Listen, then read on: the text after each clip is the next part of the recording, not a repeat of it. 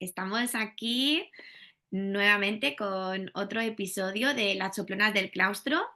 En el último, pues os estuvimos explicando cuál fue nuestro proceso de llegada al colegio y cómo empezó la transformación de ese maravilloso cole.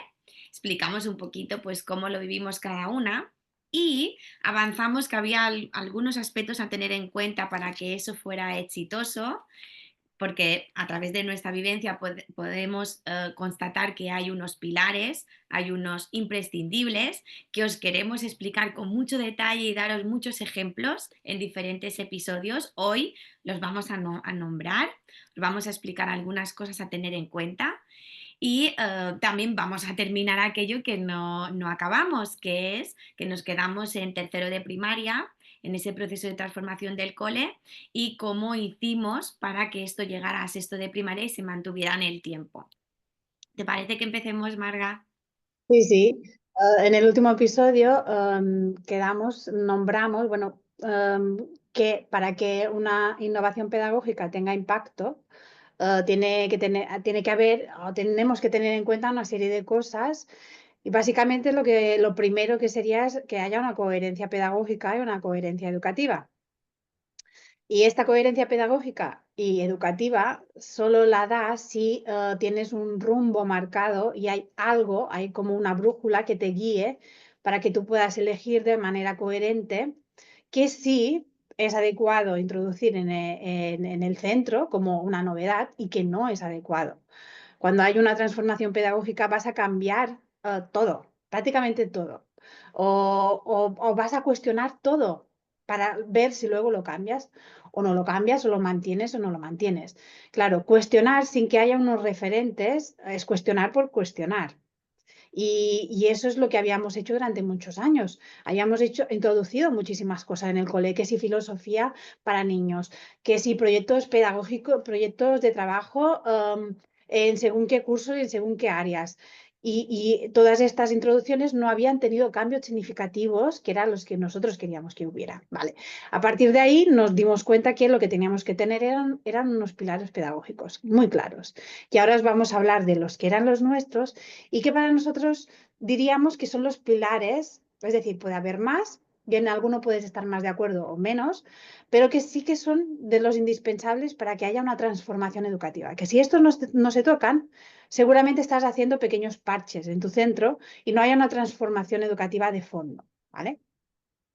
Entonces, el primer pilar, uno de los más importantes y uno de los que más remueven normalmente a la comunidad educativa, porque implica confiar en la infancia, confiar en los niños, sería el pilar de libertad con responsabilidad. Es decir, ofrecer a los niños la máxima libertad posible que puedan asumir según el nivel en el que están y según su grado de maduración, ¿vale? Ofrecer más libertad de la que pueden asumir sería libertinaje, entonces no estamos hablando de eso. Para ello tenemos que conocer muy bien la etapa de desarrollo en la que están los niños, y esto es paradójico, pero los maestros no conocemos las etapas de desarrollo bien, ni las necesidades auténticas que tienen los niños en estas edades.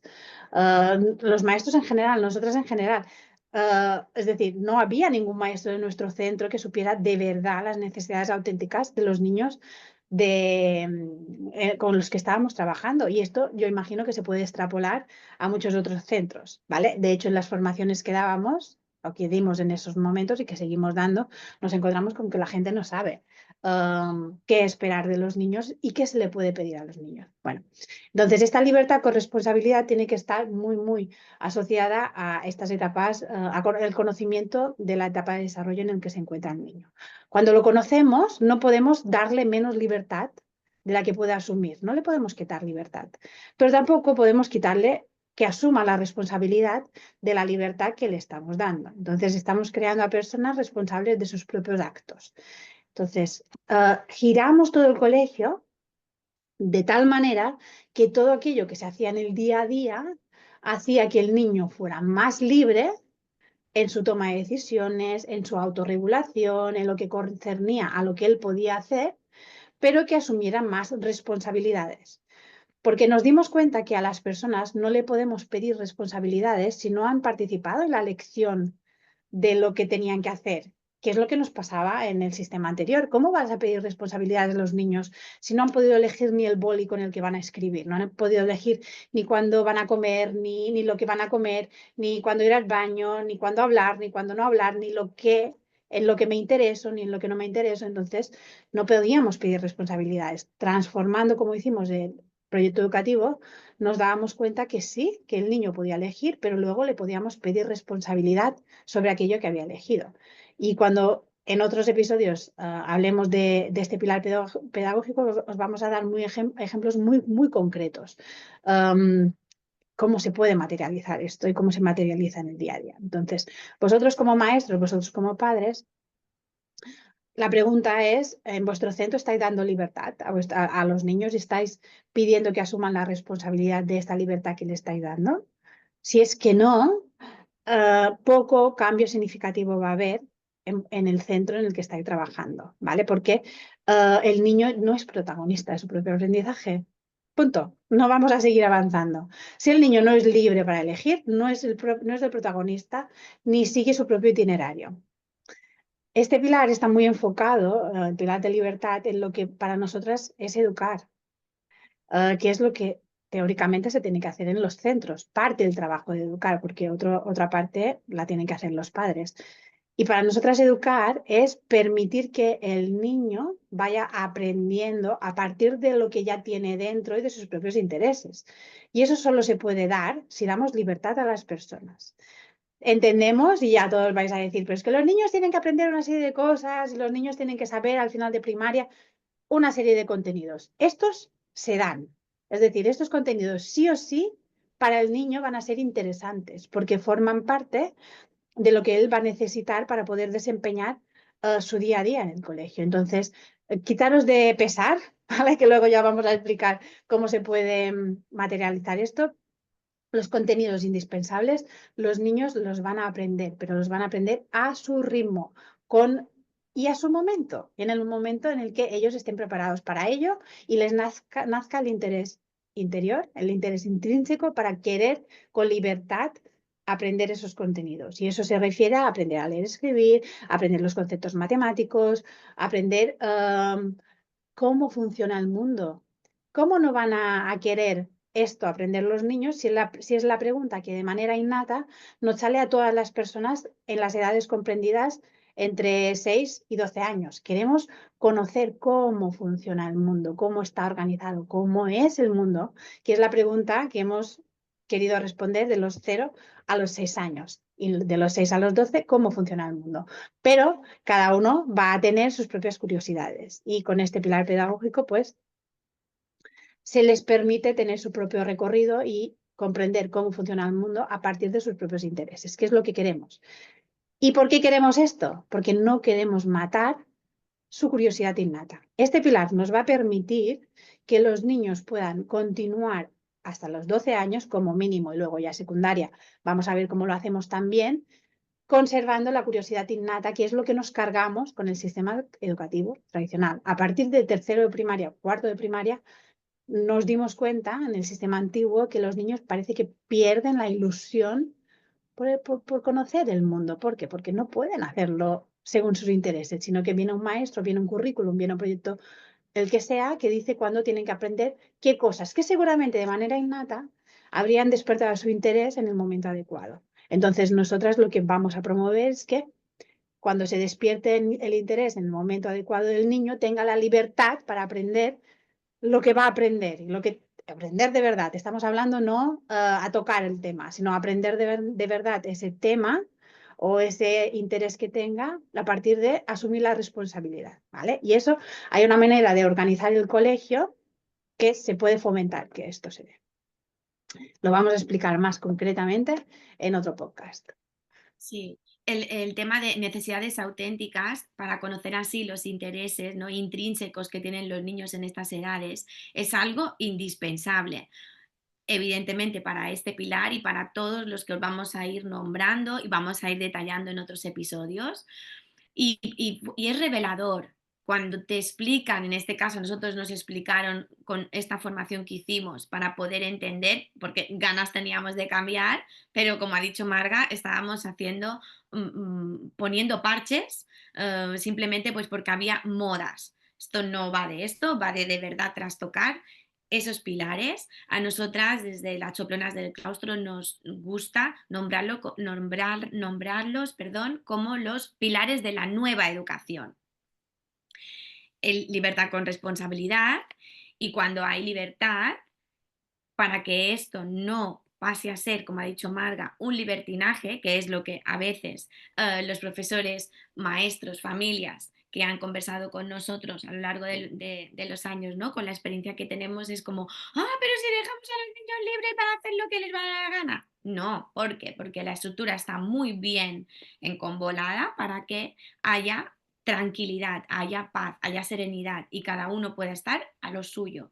Y para eso es necesario tener unas normas y unos límites muy claros. No hace falta tener un listado de normas que no termina nunca, ¿vale? Pero las que hay tienen que ser muy claras y tienen que ser muy conocidas por los niños, por las niñas, por los adultos que están allí, maestros, especialistas, familias, todo aquel que esté dentro de la comunidad educativa, en ese espacio, en ese tiempo, hay una norma que limita que no nos vayamos a lo que sería el libertinaje. Que la libertad esté encapsulada, encapsulada no sería la palabra, sería contenida para que todo aquel que quiera aprender se sienta libre de hacerlo. Y para eso es importante las normas. La experiencia que teníamos era que teníamos un super listado de normas, porque todo proyecto educativo tiene un proyecto de convivencia, y en el proyecto de convivencia allí se recogen todas las normas del centro, que pues se cogen de un documento de aquí, de otro colegio que me gusta, pues lo cojo de allá, o algunos que se han debatido, se han hablado, se han instaurado a nivel de claustro por unas determinadas dinámicas, pero eso se queda en el documento.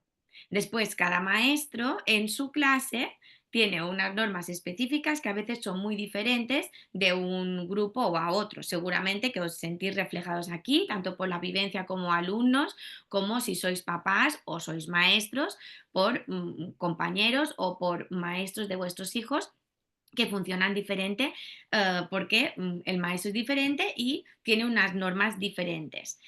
No hay un acuerdo pedagógico, no hay un porqué y un para qué de esas normas. Son las normas porque siempre ha sido así. Se hace así porque de manera en tradición de ese colegio se funciona así. Y cuando planteas, que Marga y yo nos hemos encontrado en formaciones que hemos dado a claustros y les preguntamos, pero el porqué de esa norma, justifícamela. Y no pueden justificar. No, es que a mí me dijeron que lo tenía que hacer así. Ah, vale, pero esa norma te das cuenta que resta libertad al niño. Esa norma te das cuenta que no hace asumir la responsabilidad a ese niño, etcétera, etcétera, con todos los pilares. Entonces es súper importante hacer una revisión de normas, porque lo típico también es que a principio de curso al niño le hagamos apuntar la lista de normas en la agenda y que haya carteles en el cole con las normas. Pero después de lo que pone la norma a lo que es la vivencia del día a día, puede haber una gran disparidad, ¿no? Típico ejemplo, simplemente para no entrar mucho en detalle, porque lo queremos explicar, es en los pasillos se habla flojito, ¿vale? Una norma de habla flojo o no se habla fuerte. Normalmente ya eso sí que cuando nosotros íbamos al colegio las normas se ponían en negativo, ¿no? No sé, ahora se intenta que no sea así, pero al final es el mismo mensaje. ¿Qué pasa? ¿Qué pasa en los pasillos? Que hay escándalo, porque no se hace cumplir la norma. ¿Es posible cumplir esa norma si en el pasillo se encuentran tantos niños? ¿Vale? Pues hay que buscar la manera de que eso se cumpla si de verdad queremos que esa norma esté en los pasillos, en las aulas, o incluso es una norma que tienen que cumplir los alumnos, pero los maestros no lo hacen, porque si ven a Pepito que está en tal sitio y está, pues, yo qué sé, haciendo algo y el maestro le quiere decir algo, se lo dice chillando. Entonces, ¿la norma para quién es? ¿No? Es como es una incongruencia, es una contradicción. Claro, es importante tener en cuenta que el pilar que nosotros promovemos es un pilar de normas y límites como gestores de la convivencia, ¿vale? Y aquí tenemos que tener en cuenta que hay normas que cuando se plantean para que todo el mundo pueda disfrutar del espacio y tiempo, ¿vale? Y habrá normas que se plantearán que en ese momento está limitando un momento, un espacio. Entonces, esa norma se tiene que evaluar. ¿Y qué pasará? Pasará que la dinámica con esos niños en ese espacio dará lugar a comportamientos disruptivos, ¿no? Entonces, allí vemos si esa norma está promoviendo la libertad o no la está promoviendo, está limitando el pensamiento, la actuación, el estar de otro niño. Entonces hay que evaluarlo todo desde todas las perspectivas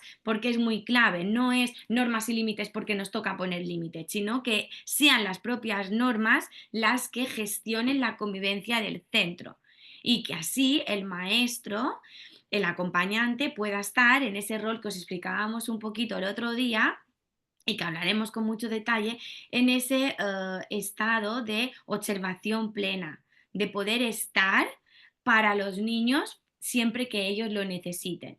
No estén repitiendo las normas, hablamos flojo, aquí no se corre, no, están repitiendo continuamente, vamos a decir como un papagayo, esa norma, porque esa norma no está gestionando la convivencia, simplemente está allí, alguien la ha puesto, nadie la ha evaluado y los niños no están respondiendo a esa norma. Claro, las normas se tienen que vivir. Es decir, si no hay una vivencia de la norma no tiene ningún sentido. Incluso es mejor que no esté. El ejemplo que ha puesto Maribel de un pasillo donde hay una norma de que no chillamos y todo el mundo chilla, mejor quita la norma porque estás perdiendo autoridad. Como adulto, el que pone la norma está perdiendo completamente la autoridad. Entonces, si no podemos hacer cumplir una norma, mejor que esa norma directamente ya no esté. Claro, el trabajo importante a hacer en cada uno de vuestros centros es ese análisis que ha comentado Maribel de ver si esas normas están limitando la libertad, que sería el primer pilar um, del que hemos hablado. Si tenemos que tener normas que limiten la libertad, nos tenemos que cuestionar por qué las tenemos que tener. Por ejemplo, en la mayoría de los centros los niños libremente no pueden levantarse e ir al baño. Tienen que o pedir permiso o hay una norma de que solo se puede ir al baño en los cambios de clase o ¿por qué tiene que estar esta norma? ¿Qué pasa con los niños que han sentido la necesidad de levantarse muy frecuentemente para ir al baño? Entonces los maestros han podido imaginar que los niños estos quieren perder el tiempo, se van al baño, pasan cosas en el baño, no los tenemos localizados y tengo que poner una norma donde estoy restringiendo la autorregulación de las personas, que es que cuando tengo deseos de ir al baño, voy al baño. Entonces ahí el cuestionamiento es ese, ¿por qué? ¿Por qué tengo que poner esa norma coartando la libertad de las personas y no me planteo por qué los niños están teniendo comportamientos inadecuados, aparentemente, porque luego la neurociencia nos habla de que son maneras que tienen las personas de sacar ese malestar? Entonces yo me encuentro mal y antes que agredir al compañero, pues pido para levantarme e irme al baño porque lo que está pasando aquí dentro no está cubriendo mi necesidad. ¿Vale? Entonces ahí hay un debate fantástico para sacar en cualquier claustro de profesorado de por qué esas normas, tenemos que tener estas normas que están coartando la libertad de las personas. Lo que decía Maribel, con esta vivencia de normas como gestoras de convivencia, los niños, la idea es que los niños vivencien las normas que nos van a favor.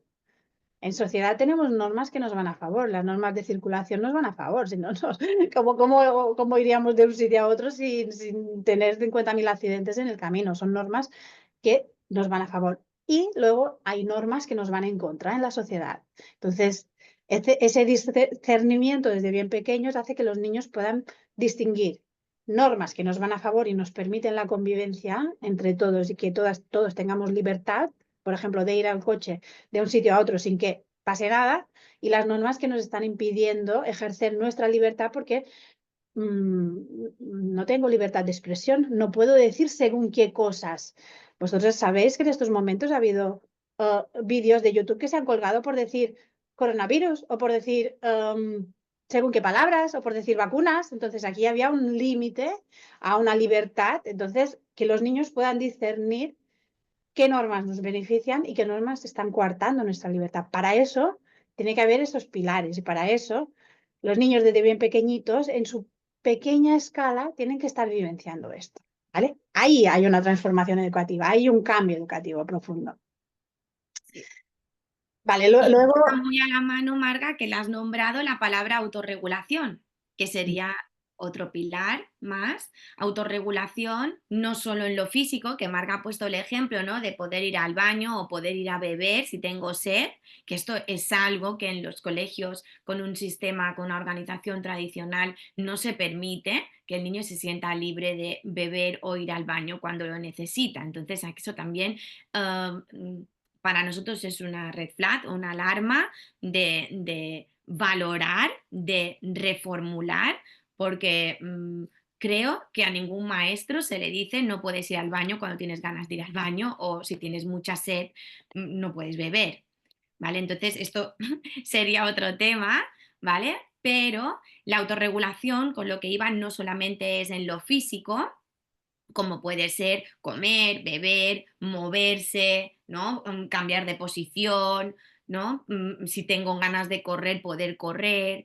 Pero también habría autorregulación emocional, un trabajo emocional. Marga incluso en el ejemplo que pone, ¿no? Que incluso está constatado a nivel de neurociencia que un niño quiere salir del espacio pues porque tal vez esa situación que se está dando pues le está moviendo a nivel emocional y esa gestión emocional en ese momento, en ese espacio no la puede tener y necesita salir.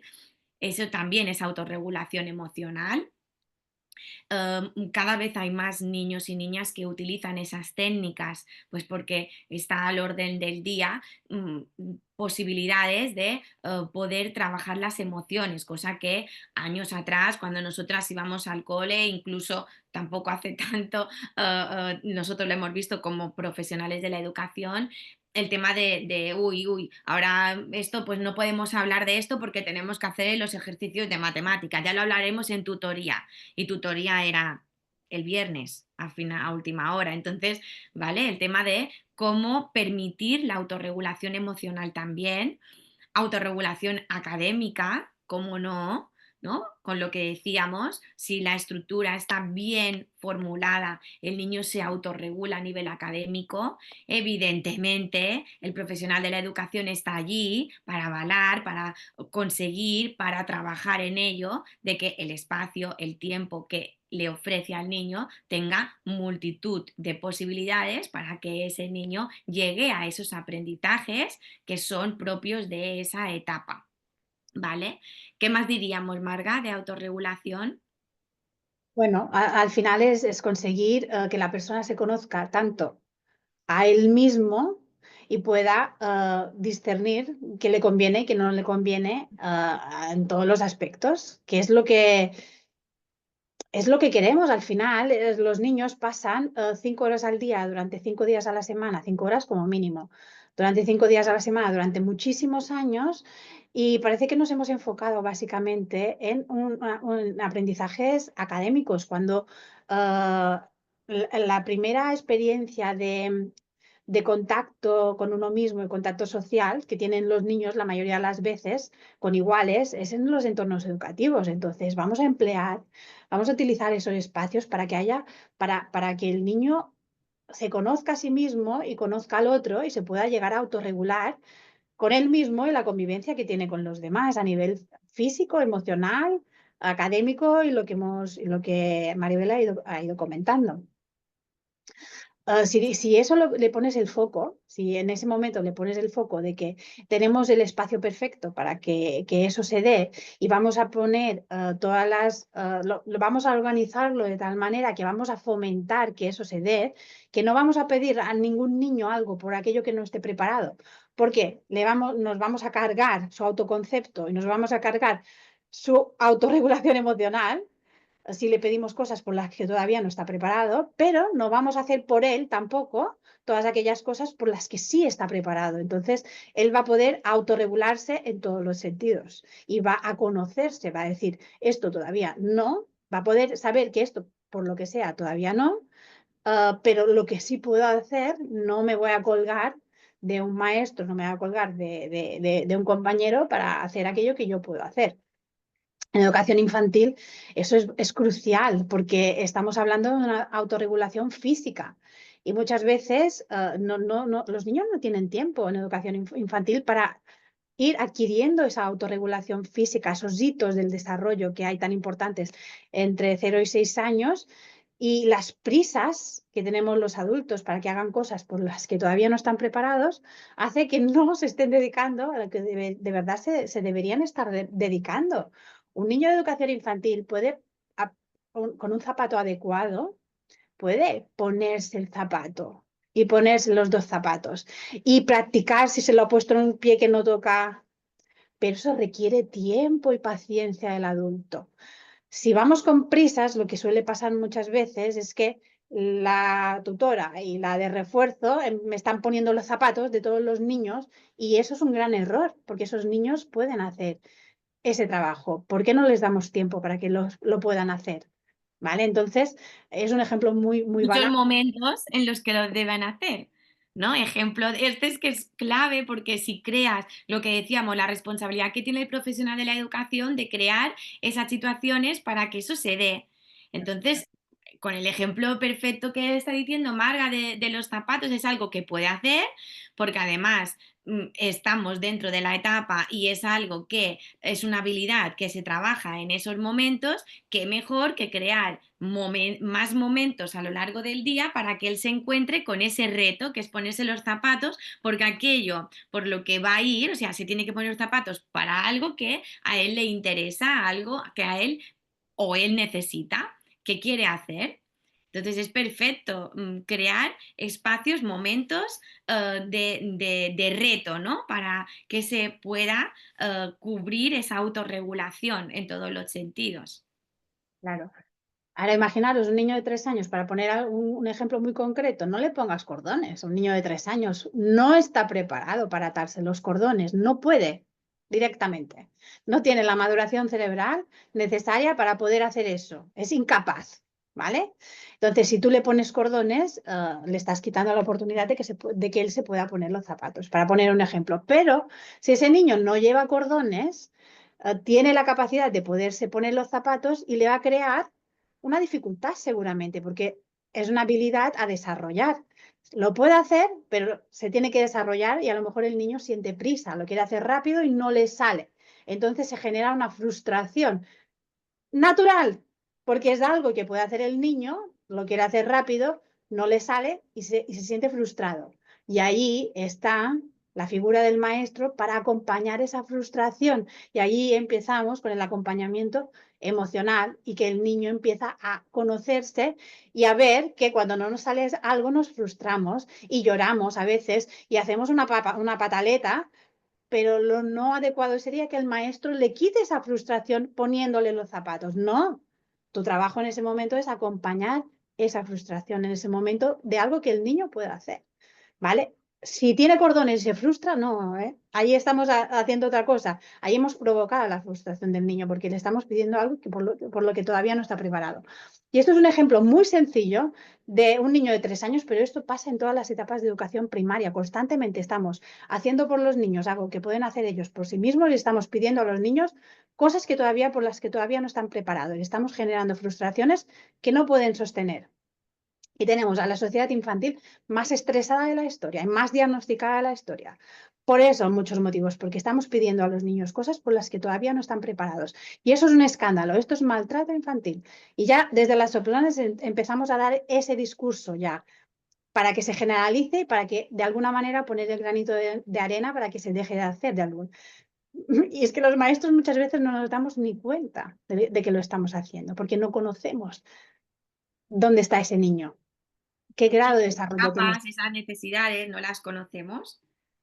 Y claro, ese es el ejemplo perfecto para poder que analicéis cada uno de vosotros qué hacéis con vuestros hijos o con vuestros alumnos en esta dinámica de forzar cosas que por las que aún no están preparados. Entonces es importantísimo conocer esas etapas de desarrollo para poder saber si aquello que le estoy pidiendo él puede, porque hay estudios de neurociencia que lo avalan, hay procesos que aún por edad, por maduración cognitiva, no pueden hacer, como atar los cordones o como leer y escribir en educación infantil. ¿Vale? Se crea el contexto porque estamos en una sociedad desarrollada y hay letras y números por todos. Sí, sí, es que eso es genial, pero en educación infantil no están preparados para leer y escribir. Aún. Mayoría. Es decir, a lo mejor tiene uno, Claro, al resto le estás creando, te estás cargando su autoconcepto. Y es una responsabilidad muy grande, porque estos niños ya empiezan su educación con un autoconcepto bajo, porque han intentado enseñarles algo por lo que todavía no están preparados y no lo van a aprender. No van a aprender a leer y escribir. Nadie va a aprender a leer y escribir hasta que en el cerebro se haya encendido el interruptor de la posibilidad de aprender a leer y escribir. ¿Vale? Y entonces, si no se ha encendido el interruptor por muchas horas que le metas, no lo va a poder hacer. Es imposible. La neurociencia ya no está hablando de ello. No se puede aprender algo por lo que todavía no estás preparado. Entonces, ¿por qué le dedicamos tiempo y esfuerzo cuando ya sabemos que no hay esa posibilidad? 98% de los niños no lo pueden hacer antes de los 5 o 6 años y otros más tarde. Incluso. Entonces, ¿por qué narices, hablando mal, tenemos a niños de 3 años sentados 5 horas. practicando horas? Esto es maltrato infantil.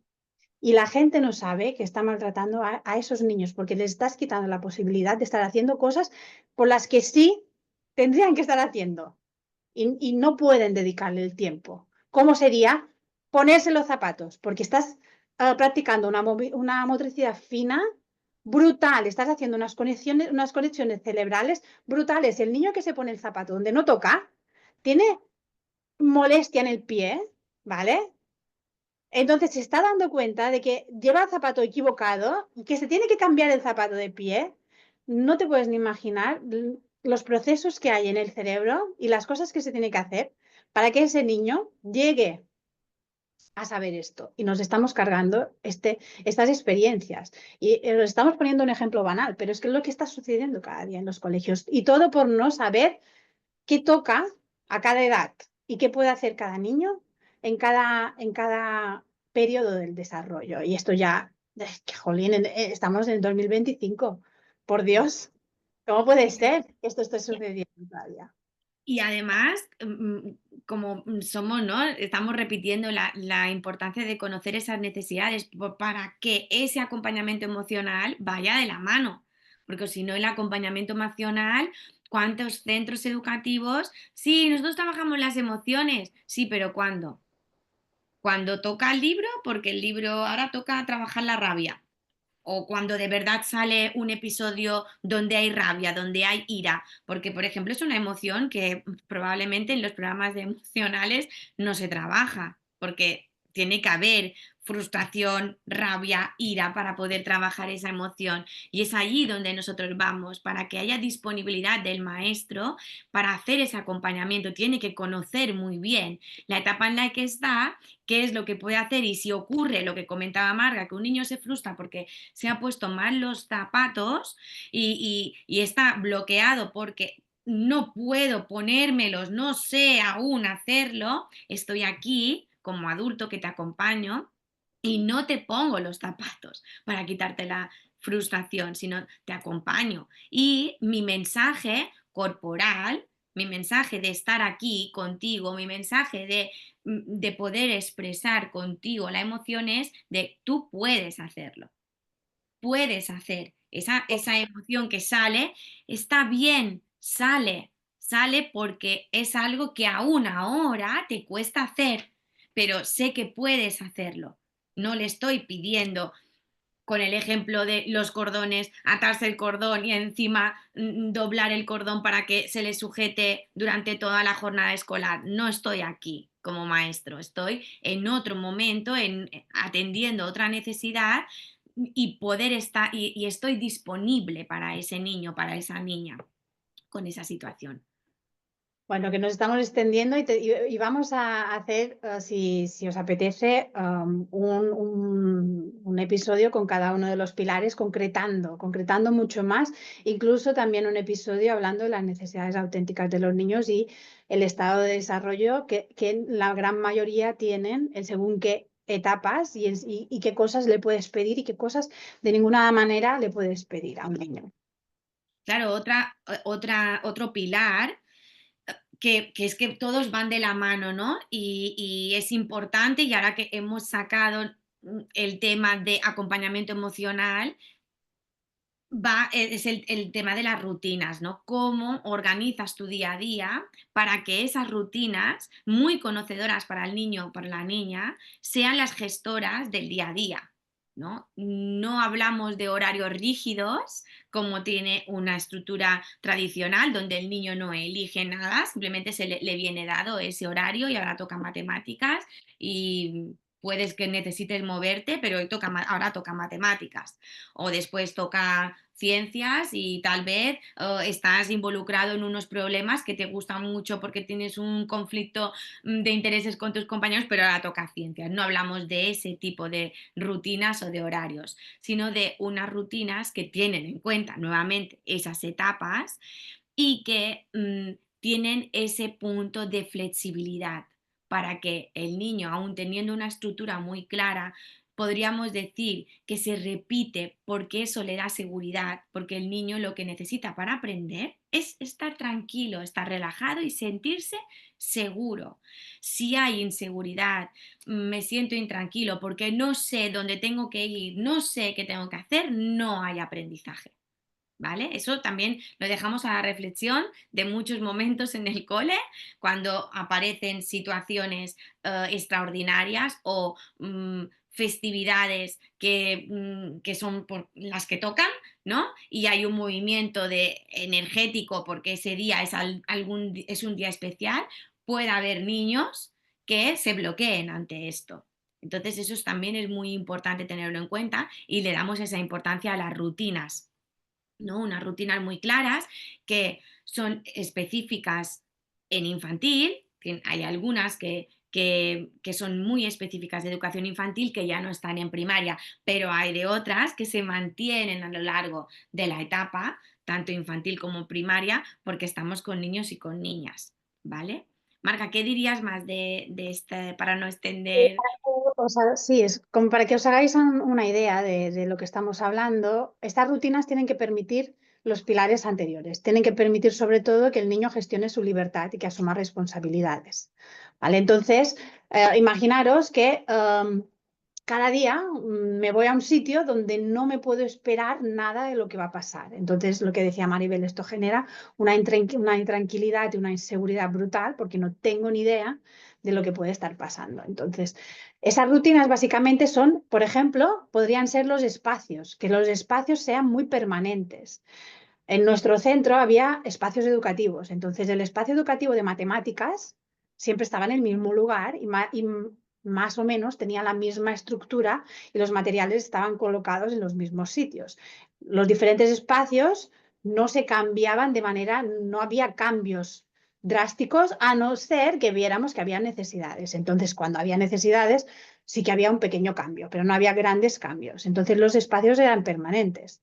Los maestros que estaban encargados de esos espacios siempre básicamente eran los mismos, porque si yo necesito o siento que necesito saber algo de matemáticas, sé que me tengo que dirigir a ese maestro que es el que normalmente está ahí.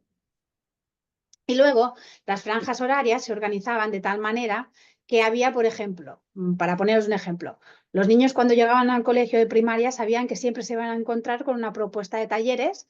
Los talleres que habría ese día organizados en franjas horarias y sabían que, por ejemplo, de las 10 a las 11 cada día siempre había talleres. Había los espacios de matemáticas y de ciencias y de arte y de todo, y aparte había talleres. Entonces los niños podían elegir o me voy a espacio o me voy a taller, ¿vale? Según su propia libertad. Pero siempre a esa hora había talleres. Y había el lunes a lo mejor había talleres de educación física, de matemáticas, siempre contextualizados, es decir, talleres vivenciales de la vida diaria, no matemáticas como una clase que os podáis imaginar de típica de matemáticas, no. Pero talleres relacionados con asignaturas y poníamos un nombre, pero eran globalizados, es decir, de matemáticas, pues podíamos estar haciendo una receta de cocina practicando medidas, medir, medir gramos, pero en la cocina, por ejemplo, en la cocina del centro. Entonces, los niños, para que os hagáis una idea, sabían que se iban a encontrar siempre con esas franjas horarias. Más o menos sobre las 11 había el buffet de la merienda. Entonces, ellos sabían que podían ir a comer incluso antes o después fruta o a picar, si tenían esa necesidad de hambre, pero que la comida estructurada, digamos, más grande sería sobre las 11. Y que podían incluso elegir turnos. Y eso cada día era igual, ¿vale? Eso se mantenía. No se cambiaba, ¿no? Un día comíamos a las 12, el buffet no se servía a las 12 y otro día se servía a las 10. No, siempre era a la misma hora, para que el niño se pudiera organizar su día. Pero si iba o no iba a desayunar, era cosa suya. Si se apuntaba o no se apuntaba a taller, era cosa suya. Si prefería acceder al conocimiento en el espacio de matemáticas o prefería yendo a taller de matemáticas, era cosa suya, pero su libertad estaba enmarcada dentro de unos referentes que le daban a él seguridad porque los conocía y cada día se repetían de la misma manera.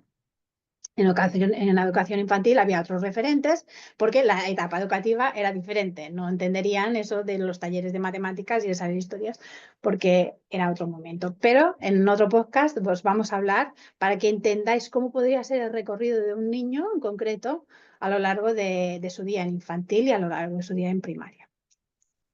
Claro, todo esto va de la mano de la necesidad del cambio de rol del maestro, que ya lo hemos ido diciendo, o sea, está en todas y cada una de estos pilares, pues está, se constata, ¿no? Que es necesario cambiar el rol, porque ya no es un rol de instructor de clases magistrales, sino es un rol de acompañante, un rol de preparador de los espacios, de los tiempos, como ahora Marga explicaba, ¿no? Si yo en mi horario de maestro, pues cada día a las 11 ofrezco un taller de matemáticas, pues mi responsabilidad allí es ofrecer un taller atractivo, con materiales diferentes, con materiales o contextos diferentes, ¿no? Escuchando de primera mano las necesidades que tienen los niños de esas matemáticas, pues porque puede haber una excursión cerca o las ganas de ir a una excursión, una solicitud de ir a hacer una visita, pues puedo aprovechar esa necesidad que hay en ese grupo de niños para poder preparar ese taller, ¿no? Entonces, el cambio de rol principal que hemos ido nombrando como puede ser estando disponible para cuando el niño lo necesite, no yendo a buscar al niño, forzando que el niño aprenda aquello que yo necesito por mi tranquilidad como docente. Esto es totalmente un cambio, ¿no? Y se necesita un proceso de adaptación. Ya lo decíamos en el otro podcast, en el otro episodio, que sale un automático. Hemos ido al cole con maestros instructores y hemos aprendido, nos han instruido en la universidad para desarrollar ese papel, ese rol. Y cuando llegas a la práctica y te encuentras con niños y niñas en el cole, lo fácil es postergar, o sea, repetir, perdón, aquello que ya conoces, ese es el automático. Entonces se necesita ese periodo de adaptación, pero nosotros sabemos que cuando hay actitud de quiero hacerlo diferente, quiero estar disponible para que cuando venga Pepito y me solicite ayuda en esto, yo estoy para Pepito. No estoy atendiendo a otras tareas que me he puesto yo por cumplir o para estar yo más tranquilo, para cumplir con un currículum o para yo estar más tranquilo. Claro, el cambio de rol es muy importante y es de base lo primero que tendríamos que trabajar, que es lo que hablábamos un poco y que ahora en este episodio vamos a hablar un poquito de qué es lo que mueve cuando haces cambios dentro de la docencia, ¿no? Dentro del mundo de maestros y de maestras, por lo que decíamos, tanto por el automático, por lo aprendido, como por los miedos que pueden aparecer cuando lo haces diferente. ¿No? Uy, uy, uy, yo ahora no sé hacer, vale, pues si yo no lo sé hacer, puedes preguntar a otra persona que veo que se mueve con más fluidez en situaciones así, o lo planteo en un grupo, en el grupo, en mi equipo, después de clase, yo lo planteo. Pero allí está la actitud que quiera tener el maestro, ¿no? Para poder acompañar a niños y niñas que ya necesitan de otras cosas. Como ha dicho Marga, estamos en el 2025 y ya no tenemos niños y niñas que quieran estar sentados en un pupitre 5 horas recibiendo instrucción. Ya no lo tenemos esto. Sí, lo que comentaba Maribel de el cambio de rol del maestro es lo que requiere un- una gran generosidad del maestro, porque si queremos que los niños sean protagonistas, el maestro tiene que hacer 2 pasos atrás para dejar de ser el protagonista. Y ahí es donde de verdad tenemos que, de alguna manera, hacer un trabajo interior para poder dar esos pasos atrás, porque lo que nos han entrenado a ser protagonistas, nos han entrenado a decirnos que nosotros somos los que vamos a hacer que el niño aprenda o no. Claro, en esta transformación pedagógica estamos dando las herramientas al alumno para que sea el que aprende o no, que siempre ha sido así. Si una persona no quiere, no desea aprender conocimientos, es imposible que el adulto le meta los conocimientos dentro. Y eso que hemos utilizado todas las herramientas posibles, hemos utilizado la manipulación, hemos utilizado la violencia, hemos utilizado de todo, muchas veces los adultos, para querer imponer unos aprendizajes en las personas. Pero una persona no aprende si no quiere aprender. ¿Vale? Aprendizajes. Puede aprender de manera un currículum oculto, su inconsciente puede aprender cosas o puede aprender maneras de actuar, eso sí, eso lo aprendemos aún sin querer.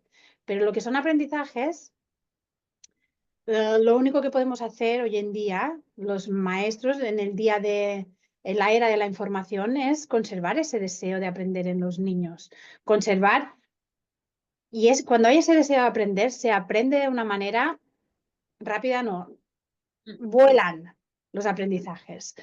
Pero claro, para ello tiene que haber ese cambio de rol del maestro y ese maestro tiene que dar esos 2 pasos atrás y dejar de tener esa adrenalina o estar adicto al reconocimiento de los niños o esa sensación de admiración como ese maestro instructor, que es muchas veces lo más difícil de dejar en el maestro.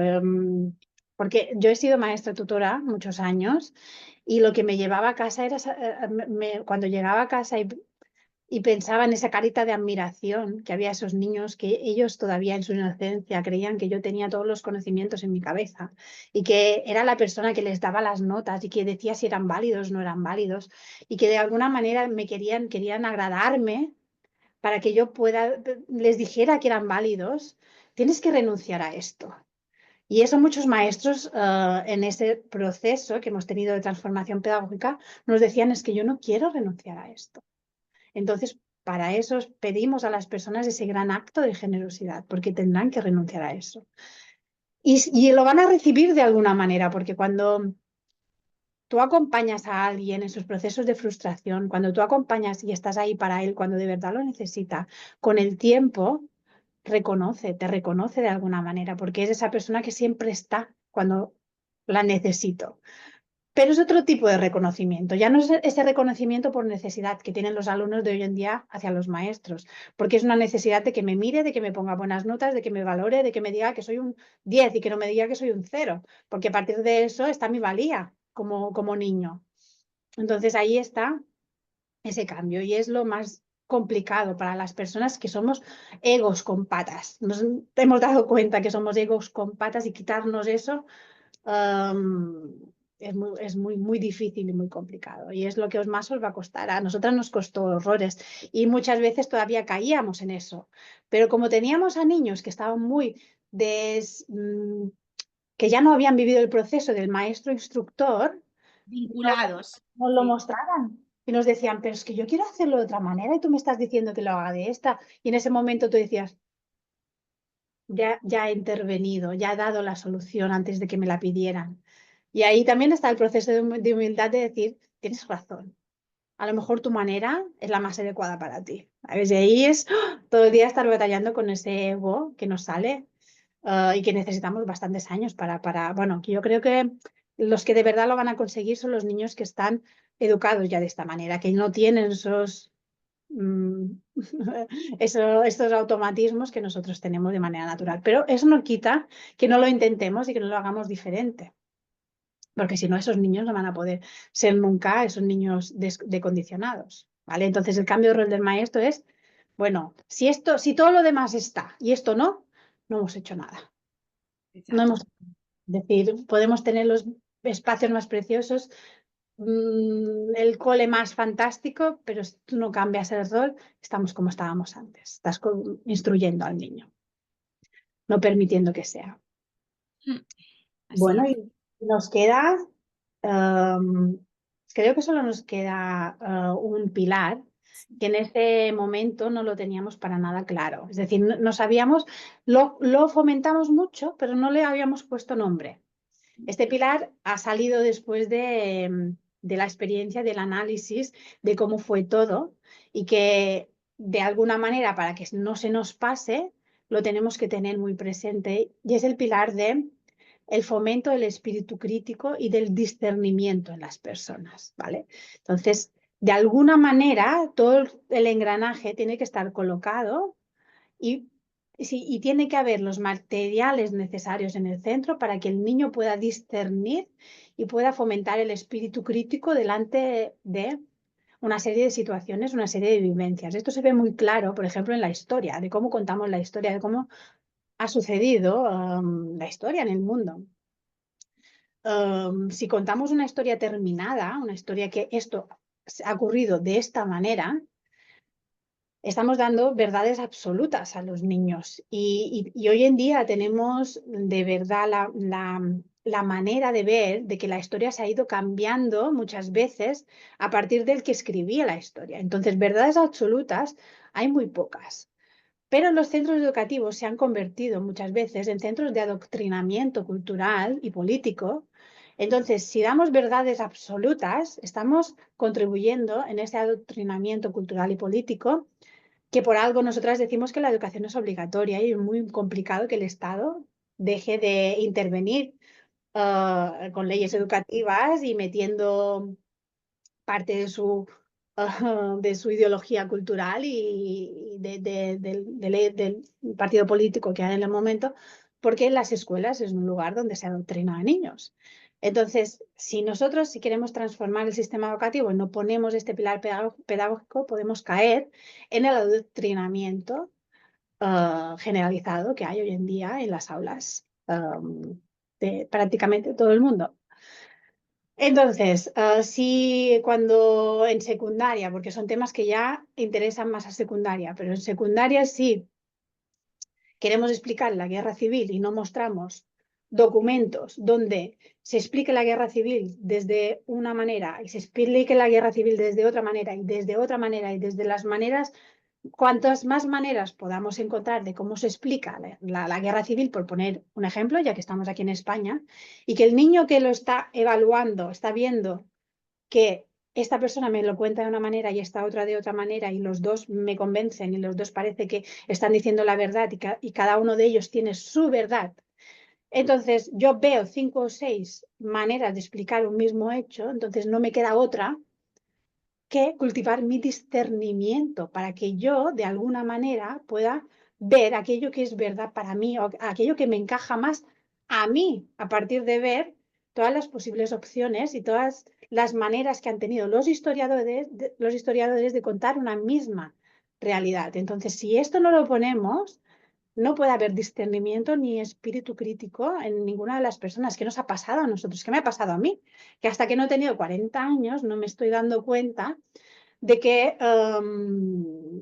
según en donde mire la noticia o según en donde mire lo que pasa en el mundo, pues hay una realidad o hay otra. Entonces tengo que cultivar mi discernimiento para que no me engañen, para no ser una oveja de un rebaño y para que no venga alguien y todos vayamos detrás, como el flautista de Hamelin, detrás de una flauta, una canción que nos pueda gustar más o menos, porque esto va en contra de nuestros propios intereses. Y si queremos un mundo diferente, tenemos que permitir que personas sean críticas, que haya personas críticas y que de alguna manera esos discursos rotundos y únicos y que esto es la verdad, ya de partida ya lo cuestionen. Cuando alguien te está diciendo no hay opción, esto no es posible, esto solo puede ser de esta manera. Entonces, ahí está también un tema a A introducir. desarrollar. Que Exacto. podremos poner muchos ejemplos cuando desarrollemos este pilar, porque desde infantil y primaria, con lo que acaba de decir Marga, cuando dices no a esto y es un no rotundo por lo que sea, que haya pues ese niño, esa niña o ese conjunto de niños que puedan decir, te pregunten el por qué. Y con ese por qué puede haber ese discernimiento de, uy, me explica el por qué, lo sabe, no lo sabe. Por ejemplo, con el tema de las normas, vivencias a tutiplén tenemos. O ellos han solicitado pues unos determinados materiales, unas determinadas actividades y pueden ser críticos con la respuesta. Se les permite ser críticos con la respuesta. Evidentemente, no habrá vulnerabilidad de una norma cuando hay, ya lo hemos dicho, una libertad que respetar, no solamente la de ese niño que nos lo está planteando, por ejemplo, sino del conjunto. Para no entrar en detalles, tenemos muchos ejemplos de este pilar, pero sí que es cierto que nosotros también hemos aprendido en el proceso. Nosotros os contamos en el otro episodio que fuimos mamás justo antes de empezar con el cambio, con la transformación, y nuestras hijas han crecido y ahora ya están en la etapa adolescente. Entonces nos encontramos ahora mismo con muchas situaciones, ellas ya yendo a secundaria, donde vemos que no lo teníamos constatado como pilar, pero gracias a que se ha ido trabajando en todas las dinámicas de la escuela y en esos pilares de la nueva educación, ahora vemos como nuestras hijas son críticas, tienen ese espíritu crítico y nosotras queremos que eso se mantenga, aunque estén en una estructura donde no se respeten unos determinadas necesidades o por lo que sea, da igual la situación que sea, pero que esté ese espíritu crítico en ellas, ¿no? Entonces lo vemos ahora como, wow, eso estaba allí, pero no lo habíamos puesto hasta ahora. Sobre todo porque habrá gente que nos escuchará que conoce nuestro discurso porque o ha trabajado con nosotras o se ha formado con nosotras y este pilar le vendrá de nuevo y a la misma vez no será por los ejemplos que tenemos de que sí ya está desde el primer momento en que empezamos la transformación. ¿Cómo no? Si no éramos críticas, no teníamos ese espíritu crítico en todo aquello que hacíamos, no estaríamos ahora hablando con vosotros. ¿No? No, no, Marga, ¿cómo lo ves? Sí, sí, completamente. Lo que pasa es que es muy fácil, es decir, si no está, si no lo tienes en cuenta, es muy fácil que se te cuele de alguna manera algo que no fomente ese espíritu crítico. Entonces, y además con el machaque que hay desde las administraciones públicas para meter contenidos en los colegios de adoctrinamiento. Entonces ahí está el parapeto de, bueno, yo puedo mostrar esto, que tú como agente público, ayuntamiento, consellerías del Estado, tú quieres que esto se enseñe, pero vamos a mostrar todas las posibilidades, que el niño pueda discernir de alguna manera y pueda crear su propia opinión y su propio discernimiento según la etapa en la que esté, o incluso ya no discernimiento, sino ver de que hay diferentes opciones, de que no hay verdades únicas. Muchas veces no hay verdades únicas, sino que hay adoctrinamiento. Muchas veces bueno, en la parte educativa que os vamos a contar. Hay Sí, muchísimo adoctrinamiento. Bueno, estos son los pilares, pero ¿para qué sirve? Es decir, porque ahora os hemos contado una historia, pero el aterrizaje de los pilares es que venga cualquier propuesta nueva o analices cualquier cosa que haces en tu centro y estés analizando, pasándolo como por un colador. Por ejemplo, no sé, yo qué sé, desde el ayuntamiento te proponen una actividad, ¿vale? Una actividad que te dicen, todos los niños de sexto de primaria están invitados a esta actividad en concreto, ¿vale? Una obra de teatro. Bueno, a este día en concreto. ¿Qué hacen normalmente los centros? ¿Vale? Pues vale, no pedimos opinión para nada a los niños, no sabemos ni por qué esta obra de teatro, ni por qué se ha elegido, ni por qué no se ha elegido. Entonces, cogemos a todos los niños, los metemos en un bus y los llevamos a la obra de teatro y luego los volvemos y ya está. No, si tú quieres de verdad que haya una transformación pedagógica en tu centro, pues tendrás que ver, ¿de acuerdo? Todos los niños de sexto en mi cole, pues no van organizados por edades. Entonces, ¿cómo lo hacemos? Bueno, pedimos al ayuntamiento, ¿podemos ofrecerlo a niños que puedan estar interesados? ¿O solo se lo ofrecemos a los de sexto? Si solo nos dicen a los de sexto, bueno, va en contra de nuestros pilares pedagógicos. Entonces lo tenemos que manifestar a los alumnos. Bueno, imaginaos que os dicen solo los de sexto. Entonces, de alguna manera tendremos que ver su libertad. Pueden elegir o ir o no ir, porque estos niños a lo mejor tienen proyectos empezados, a lo mejor ese día tienen una exposición oral de su trabajo, de lo que estén haciendo, o han quedado con un grupo de compañeros para realizar un trabajo de lo que sea. Entonces, a esos niños tendremos que pedirles libremente si quieren ir o no quieren ir, o bajo su responsabilidad cómo se van a organizar ese día. Entonces tendremos que pasarlo por el pilar de libertad con responsabilidad. Entonces, ¿todos los niños de sexto van a ir? Seguramente no. ¿Vale? Entonces, si la propuesta no es atractiva para, ni adecuada para niños de esas edades, pues muchos niños te van a decir que no. Y nosotros lo tendremos que asumir como adultos con el ayuntamiento. Bueno, las normas del centro pues se tendrán que cumplir, evidentemente. Si no hablamos alto en espacios interiores, pues en el teatro los niños evidentemente no podrán hablar alto porque es una norma de convivencia de nuestro centro, se tendrán que cumplir. Rutinas, esto nos quita la rutina, es decir, nos quita la rutina diaria. Los niños tendrán que elegir si se quieren quitar su rutina diaria o no se la quieren quitar su rutina diaria, por eso está el tema de libertad. De alguna manera lo tendremos que meter como taller ese día para los niños se puedan apuntar para que les cuente como un taller de ese día. Autorregulación, pues ya hemos dicho, autorregulación, muy espíritu crítico, pues mira, solo dejarlos elegir, solo explicando de qué va el tema, cómo es la obra de teatro, quién va, quién no va, pues hablando de ello, pues podrán elegir con espíritu crítico si les va a aumentar su conocimiento o no, o para qué es eso. ¿Para qué es esa obra de teatro? Y luego, bueno, el acompañamiento emocional, si algún niño ha decidido ir por lo que sea, tenía un trabajo empezado, pero ha decidido ir y se le solapan actividades ese mismo día, porque nosotros no los avisamos, ellos llevan sus agendas, y, se les solapan las actividades, pues estaremos ahí para acompañar emocionalmente si hay una frustración en ese niño que por lo que sea ha elegido y se han solapado actividades. Esto es un ejemplo muy concreto, pero para que veáis que cualquier cosa que pasa en el colegio se pasan por todos los pilares. Si es que sí, si pasa el filtro, de acuerdo, se hace. Si no pasa el filtro, no se hace. Buscamos una alternativa. eso es súper importante tenerlo en cuenta, porque puede venir una propuesta de una mamá, de un papá, de una asociación de familias, del ayuntamiento, de los propios maestros, ¿vale?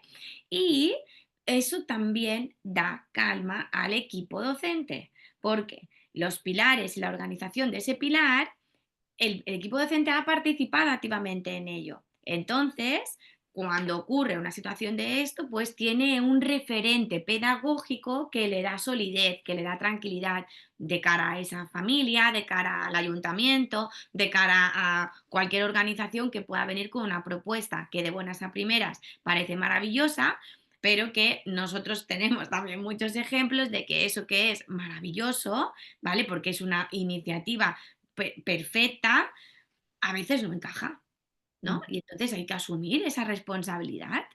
Tienen necesidades de adultos y no necesidades de los niños. Entonces ahí estamos los maestros, los líderes pedagógicos para ver, para ahí equilibrar de alguna manera, porque al final nuestro trabajo está para los niños, no tanto para con los adultos, que también, si se puede tener en cuenta todo, perfecto, pero si no, elegimos a los niños, que es para lo que nos pagan, es decir, para cubrir sus necesidades. Pero además tenemos los argumentos, porque yo al ayuntamiento le puedo decir, pues mira, María y Antonia no pueden venir porque tienen un proyecto personal, porque están explicando por qué han quedado para ir a educación infantil ese día a esa hora, para trabajar con los niños de educación infantil una propuesta de exposición oral que es un cuento o una actividad lúdica. Yo tengo una justificación, esas niñas tienen un porqué en ese momento no quieren participar de esa actividad. Y otro será porque no me interesa la temática o porque esa obra de teatro, no, porque no me interesa a día de hoy el teatro todavía. He tenido suficientes experiencias previas para ver que yo allí no me siento bien. Entonces, no voy a provocarme un malestar innecesario cuando puedo elegir si ir o no ir. Como adultos no todos vamos al teatro. Habrá que, vamos más, habrá que van cada semana, habrá que vamos una vez al trimestre, pero hemos tenido experiencias para ver si eso nos llena o no nos llena y los niños también tienen que tener esas experiencias y poder discernir si Exacto. ir o no ir, asumiendo la responsabilidad, que está el pilar de esa libertad, asumiendo la responsabilidad de lo que ello conlleva. Entonces, gracias a estos pilares y el filtro, como decimos, que hacíamos con todo lo que se nos proponía o con todo aquello que había hasta ese momento y que queríamos analizar, como os explicábamos en el otro episodio, implantamos esta metodología primero en infantil y después en primaria, y en el otro episodio nos quedamos más o menos en tercero de primaria, porque lo que hicimos fue el primer año hacer todo el segundo ciclo de educación infantil y el segundo, el primer ciclo de primaria. Entonces después nuestro calendario de ruta seguía que se implantaba en cuarto, o sea, todos los niños que pasaban a cuarto ya habían hecho tercero, ya conocían esta metodología, entonces se integraban y así sucesivamente hasta llegar a sexto de primaria. Así, en el transcurso de 3 cursos más, desde donde nos paramos, teníamos implantada la metodología en toda primaria, infantil y primaria. Esto hizo que, creo que ya lo nombramos, que vinieran muchas familias que se planteaban como nosotras, ¿no? Ese punto de partida, ¿dónde llevo mi hijo al colegio? Yo quiero algo diferente, no me quiero regir por esa idea tradicional de que el niño tiene que ir al colegio en el pueblo donde vivimos, porque esto es algo que aquí en Mallorca pondera muchísimo. Entonces cada vez teníamos más familias que venían por proyecto educativo. Hacíamos jornadas pedagógicas para que conocieran las nuevas familias el colegio, para que se sintieran tranquilas y conocieran de primera mano dónde iban, ¿no? Qué decisión tomaban. Y fue un éxito porque todo estaba justificado pedagógicamente. No había ninguna respuesta de, es que siempre se ha hecho así, o es que me han dicho que se hace así". No, no existía eso. Habíamos mm, hecho ese análisis profundo y aún estando en el proceso de instaurar en cuarto, quinto y sexto, en esas jornadas todo se explicaba. Había posibilidad de hacer cafés pedagógicos con familias que venían pues una vez a la semana, y mientras nos tomábamos un café con ellos, pues ellos planteaban sus dudas, ¿no? No eran dudas específicas de su hijo o hija porque eso se trabajaba en tutoría, ¿no? Pero sí a nivel de organización y por qué, o a nivel de metodología y por qué esto, ¿no? Entonces esos por qué siempre tenían respuesta. Y eso daba calma, ¿no? Lo que decíamos antes con los niños, lo mismo nosotras. Todos los que estamos con niños y niñas, también necesitamos sentirnos seguros en los espacios donde estamos, porque si no, no hay aprendizaje, ¿no? El aprendizaje cuando se da, se graba a fuego en el cerebro. Entonces, nosotros ya habíamos aprendido, ¿no? A base de la experiencia y podíamos explicar con ejemplos y esas familias se quedaban muy tranquilas después de haber recibido esa explicación. Tuvimos un aumento de alumnado de un 30%. Había incluso a veces, según qué años más, había un 30% de las familias que venían expresamente por el proyecto pedagógico. Incluso algunas familias realizaban más de 100 kilómetros al día, 50 para venir y 50 para volverse, y se organizaban entre ellas. Cosas locas, es que vivimos cosas tan locas, familias que se compraban coches de 7 plazas entre unos cuantos, lo alquilaban, digamos, lo hacían como un renting, para organizarse, para traer los niños al colegio, 50 kilómetros, 1 hora para venir, 1 hora para ir. Cosas es decir, si nosotras habíamos sido muy creativas, ellas empezaron a ser muy creativas también a la hora de apostar por la educación de sus hijos, porque una cosa que nos achacaban desde Inspección Educativa, que luego ya os explicaremos en otro podcast, es que estábamos dando un servicio con unas instalaciones de escuela privada. Es decir, porque habíamos invertido una tal cantidad de dinero en ese centro, habíamos generado tantos recursos para invertirlos en un centro público, dábamos un servicio educativo que lo que nos decían es que os creéis que sois un centro privado. Digo, no, no nos creemos, damos un servicio. Es decir, ¿cómo puedes decir si el servicio público tendría que ser mejor que el del centro privado? Pero era como, es que os creéis que sois un centro privado. No, no. Estamos en un centro público, pero damos un servicio que parece ser de un centro privado. Claro, las familias cuando veían ese centro educativo alucinaban, no había nada que se le pudiera parecer. Imaginaros, habíamos invertido, yo no lo sé, no sé, 50.000 que lo dijimos el otro día, pero revisando. me parece 50.000 euros. Es decir, nosotros nos íbamos a inspección educativa, no, a una parte de la Consellería de Educación, que son los que se encargan de las infraestructuras de los centros. Y nosotros necesitábamos tirar unas paredes para que los espacios fueran amplios y diáfonos y los ambientes educativos tuvieran lo que tenían que tener para que los niños se sintieran bien en esos espacios. En esos sitios, ahora no me acuerdo cómo se llama, bueno, da igual. En esa Consellería de Educación nos decían, ¿lo pagáis vosotras? Nosotros decíamos, sí, pues no hay problema, firmamos. Nos dejaron tirar paredes, porque no pedíamos dinero a la Administración Educativa. Si les hubiéramos pedido dinero, nos hubieran dicho, bueno, bueno, ya veremos, ya cuando sea, ya cuando sea. Y todavía estábamos esperando, ¿sabes? Sí. Y los veranos nos íbamos, nosotras contratamos evidentemente un servicio de albañilería, pero estábamos allí ayudando y tirando las paredes para que el año siguiente los espacios educativos fueran los más adecuados para esos niños. Y eso hacía que evidentemente las familias que venían al centro dijeran esto es algo diferente a lo que yo he visto hasta ahora. Aquí pasan cosas diferentes, seguro. Entonces vino más de un 30% de personas por proyecto educativo en un centro que nadie quería. ¿Os acordáis lo que decíamos al principio? Era un centro donde volaban mesas y sillas, donde en la reputación que había general de la zona era que no lo quería nadie, ese centro, ni venir maestros ni alumnos. Los alumnos del propio pueblo se iban a los centros de al lado, pues se revirtió todo. 30% de familias que venían de lejos para venir al centro educativo. Era una revolución, porque estaba funcionando muy bien. Y eso es lo Exagerado.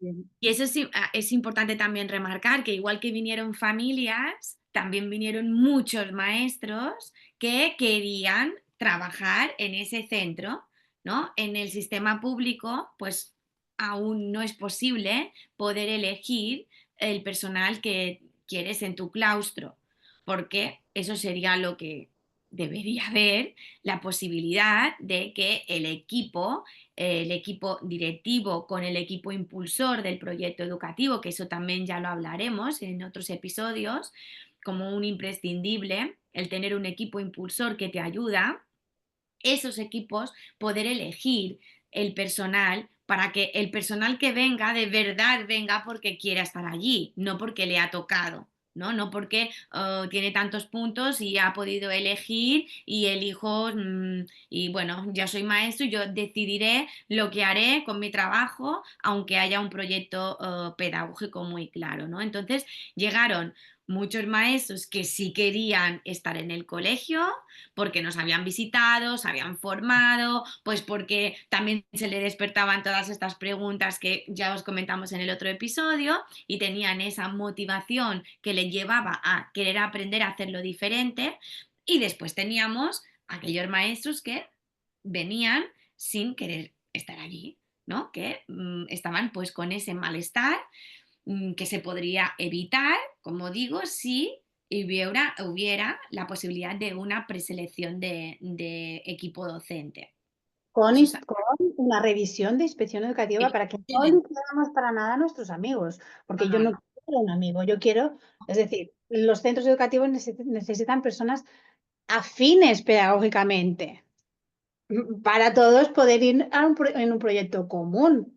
Imaginaros en una empresa pública o en un colegio público, en un colegio privado. Si juntaran uno de su padre y de su madre, que nadie quiere hacer lo mismo, que uno piensa A, el otro piensa B, el otro piensa C, y se tienen que poner de acuerdo para hacer algo.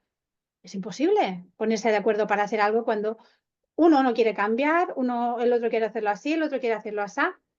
No hay posibilidad, por eso no hay transformación pedagógica.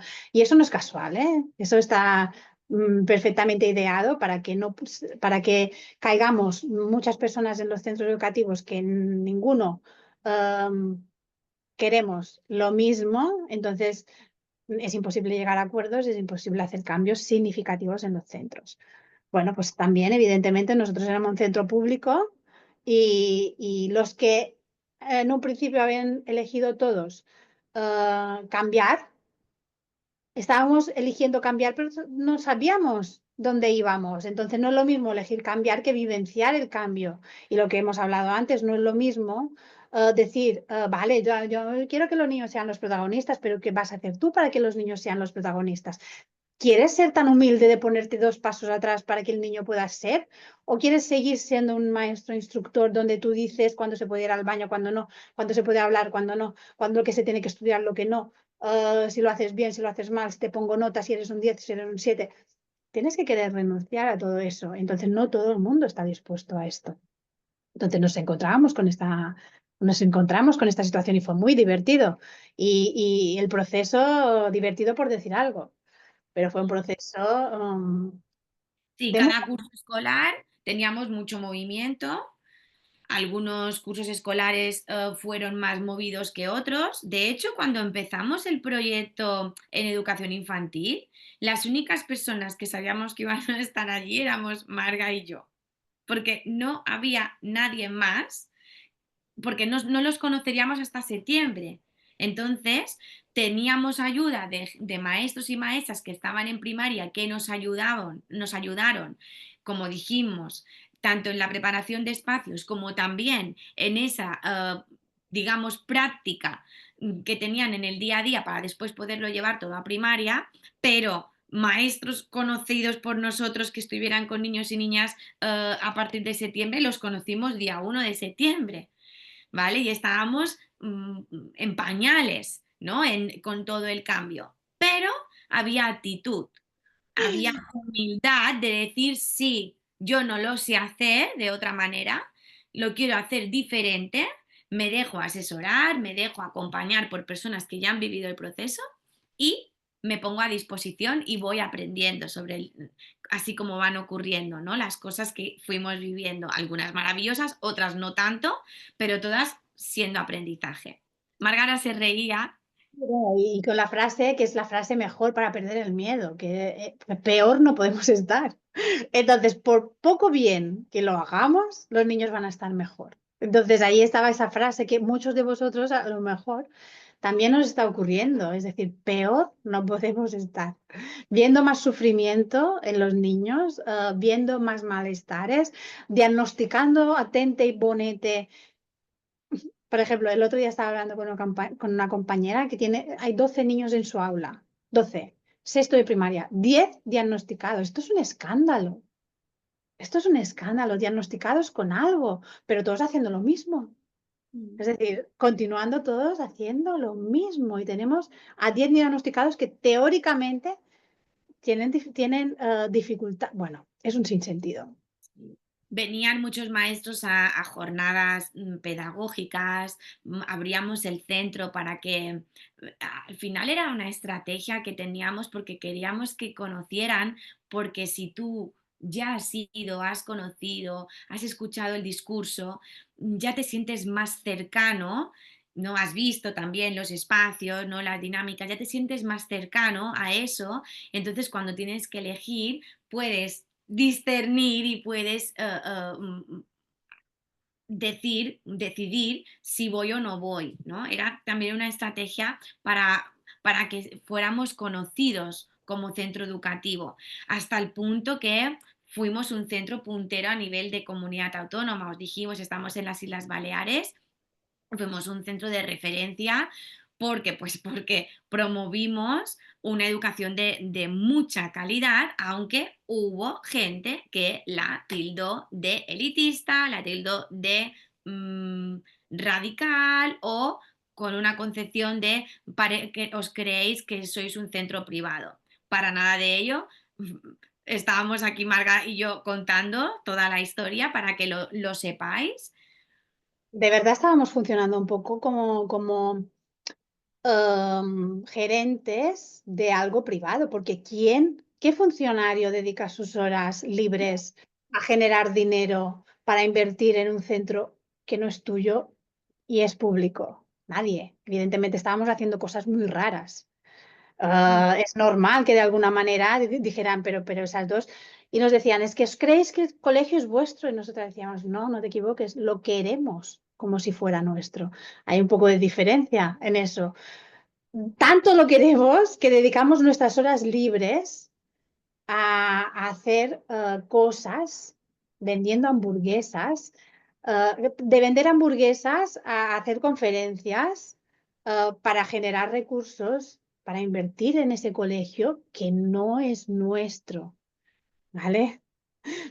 Pero lo queremos como si fuera nuestro. Bueno, imaginaros el escándalo, los escándalos que se iban generando y las reacciones de otros profesores, porque como dos, a ver si les va bien, a ver si les va bien en ese centro y tenemos que hacer lo mismo. Imaginaros en un entorno de funcionariado. Eso Ah, quería decir, claro, ahí se mezcló. lo que se removió. Porque muchas veces no es que te dejo hacer y haz lo que tú quieras, es que no hagas mucho porque no se demuestre que yo no estoy haciendo, ¿vale? Tanto. O estoy haciendo lo justo. O me he sacado una plaza de funcionario, no me he sacado una plaza de maestro. Bueno, todas estas cosas las vamos a hablar en el podcast porque es un escándalo de verdad. Mm. También. Sí, Um, porque con el tema del personal, imaginaos, ¿no? Necesitábamos personas con compromiso, con la humildad de decir no lo sé hacer, lo quiero hacer con vosotras, quiero aprender con el equipo. Y no puedo estar priorizando únicamente mis necesidades personales, porque al final, y eso, como acaba de decir Marga, hablaremos con detalle, pero hay que diferenciar muy bien el docente, que lo es por vocación, que le gusta, que no deja de querer aprender, que se involucra, que ensayo y error sí, muchas veces, porque lo que quiere es lo mejor para los niños y para las niñas, sea cual sea la estructura organizativa donde esté. Aunque sea el maestro más tradicional que pueda haber en el sistema, no pasa nada, pero si él lo hace con esa intención, hay, bueno, de él emana aprendizaje en sus alumnos. Ahora, está la otra parte, que es soy funcionario. Aquí ya da igual si hay vocación o no hay vocación. O sea, lo primero es que yo tengo mi plaza y tengo mis derechos y tengo mi horario. Y a partir de aquí no me vayas a pedir mucho más porque ya estarías invadiendo mi gestión o mis derechos personales. Eso queremos hablarlo con mucho detalle porque ha habido muchos ejemplos que han generado malestar innecesariamente en una estructura que, como yo siempre digo, un proyecto educativo, en este caso, este proyecto educativo, porque es el que yo he vivido, ¿vale? El que Marga y yo hemos vivido, es mucho más grande que esos egos con patas que estamos allí trabajando para ese proyecto. Entonces, qué bien que tenemos esas experiencias, esos ejemplos, porque los queremos sacar a la luz para que tú, si nos estás escuchando y estás en ese punto de querer cambiar, de querer transformar el sistema, o ya estás haciendo esos pinitos y te estás encontrando con esas situaciones, decirte que es lo que tenemos en el sistema, ¿vale? No vamos a quedarnos en el conformismo porque nos gusta discernir críticamente, ¿vale? Pero te lo planteamos como ejemplo, te lo planteamos como experiencia por si te puede ser útil, por si te puede servir. Maribel ha dicho algo así muy interesante de yo hago mi horario.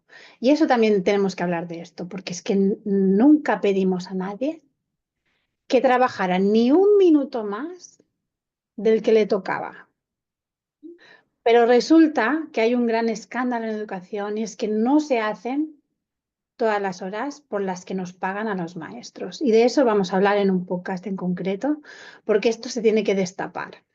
Porque no hay nadie, ni sindicatos, ni partidos políticos que se quieran meter en esto, porque esto es impopular y quita muchos votos. Pero los niños de la calidad educativa que tenemos en España no se merecen que los maestros hagamos ni un minuto menos de por el que nos pagan. Tampoco tenemos por qué hacer un minuto más, pero un minuto menos tampoco. Y de eso se tiene que hablar, porque son muchas horas y muchas horas y muchas horas que nos pagan y no hacemos.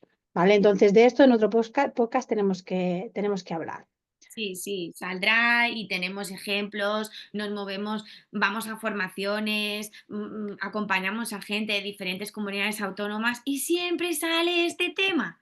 O sea, mirad todo lo que os hemos estado explicando, el proceso de transformación, cómo lo hicimos, queremos que todo salga a la luz, queremos ayudar, pero esto también es una ayuda a hablar, denunciar que está pasando esto, que hay una gran diferenciación entre maestro que quiere hacerlo y el funcionario que le para los pies porque no vaya a ser que vayas a trabajar mucho más y yo muestre a los demás que no lo estoy haciendo, que estoy cobrando por no hacer todo el trabajo que me es correspondido, que me toca hacer, ¿no? Y recordando algo muy importante, que no trabajamos delante de un ordenador o con un horario, con hojas y papeles. Estamos con niños y niñas, que son los futuros ciudadanos. Bueno, futuros no, los presentes ciudadanos, porque ya lo son.